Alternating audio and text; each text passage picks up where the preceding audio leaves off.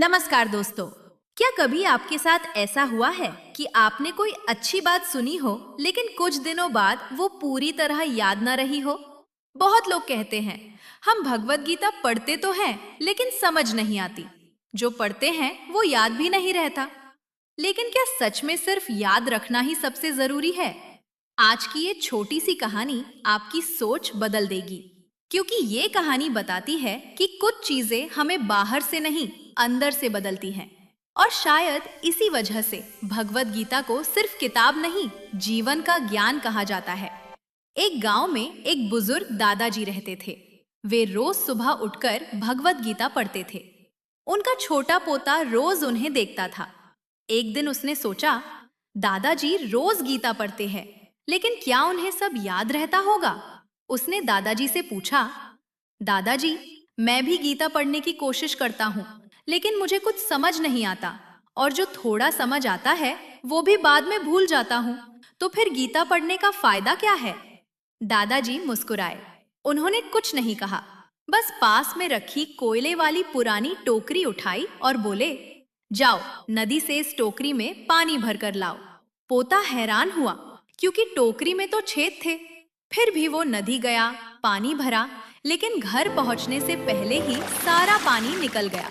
दादाजी बोले, फिर से कोशिश करो।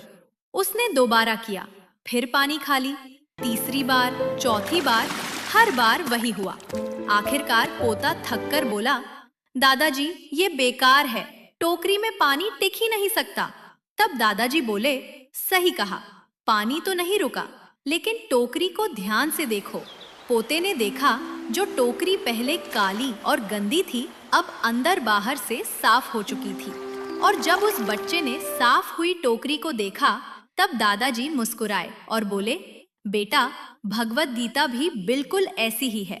हो सकता है तुम्हें इसके सारे श्लोक याद न रहें, हो सकता है हर बात तुरंत समझ न आए, लेकिन अगर तुम रोज इसे पढ़ोगे तो धीरे धीरे ये तुम्हारे मन, सोच और जीवन को साफ कर देगी। इसीलिए भगवान श्री कृष्ण ने भगवत गीता में कहा है, श्रद्धा वाल लभते ज्ञानम तत्परः संयतेन्द्रियः। अर्थ, जो व्यक्ति श्रद्धा और धैर्य के साथ ज्ञान प्राप्त करता है, वो धीरे धीरे सत्य को समझने लगता है। क्योंकि भगवत गीता कोई ऐसी किताब नहीं जिसे सिर्फ पढ़कर याद किया जाए। ये वो ज्ञान है जो इंसान को अंदर से बदलता है। जैसे पानी ने धीरे धीरे उस कोयले की टोकरी को साफ कर दिया, वैसे ही गीता धीरे धीरे इंसान के मन से डर, गुस्सा, लालच और नकारात्मकता को साफ कर देती है।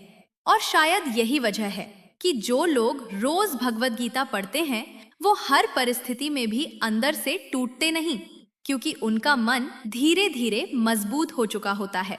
तो अगली बार अगर आपको लगे कि भगवत गीता पढ़ने के बाद भी सब कुछ याद नहीं रहता, तो उस कोयले की टोकरी को याद करना, क्योंकि बदलाव हमेशा दिखाई नहीं देता, लेकिन सही ज्ञान इंसान को धीरे धीरे अंदर से बदलता जरूर है।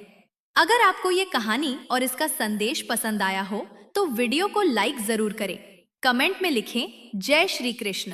और ऐसी ही जीवन बदल देने वाली भगवत गीता की कहानियों और सीखों के लिए हमारे चैनल को सब्सक्राइब जरूर करें।